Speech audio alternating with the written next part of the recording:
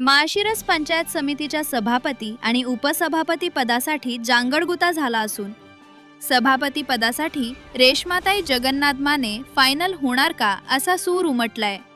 माळशिरस पंचायत समितीच्या सभापती उपसभापती निवड उद्या 12 मार्च रोजी होणार आहे. याकडे सोलापूर जिल्ह्यासह तालुक्याचे लक्ष लागले आहे. महाविकास आघाडीकडे 12 सदस्य आहेत. यामध्ये खासदार धैर्यशील मोहिते पाटील आणि आमदार उत्तमराव जानकर यांच्याकडे या निवडीची धुरा आहे. परंतु अनेक जणांची उत्सुकता शिगेला पोचल्यामुळे सभापती उपसभापती कुणाला चान्स द्यायचा हा मोठा पेच निर्माण झालाय. महाविकास आघाडीनं या निवडीबाबत फार मोठी गुप्तता पाळलीये. तर दुसरीकडे 12 वर्षांनंतर सर्वसाधारण आरक्षण पडल्यामुळे अनेक जण इच्छुक असल्यामुळे निवडीचा जांगडगुत्ता निर्माण झालाय.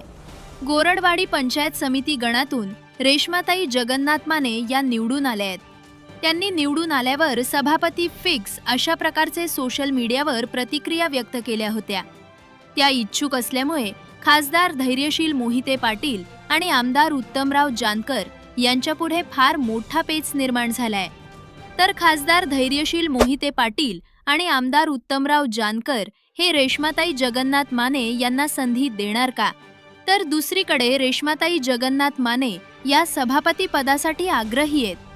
MH न्यूज चॅनलशी बोलताना त्या म्हणाल्या की मी एकनाथ शिंदे शिवसेना पक्षाकडून गोरडवाडी पंचायत समिती गणातून धनुष्यबाण चिन्हावर निवडून आले आहे. मी माजी पंचायत समिती सदस्य गौतम आबा माने पाटील यांची भाऊजय आहे.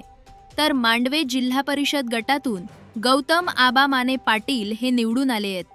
मला त्यांचा वारसा लाभल्यामुळे मला चांगला अनुभव आहे. यावेळी मीच सभापती होणार आहे. रेश्माताई जगन्नाथ माने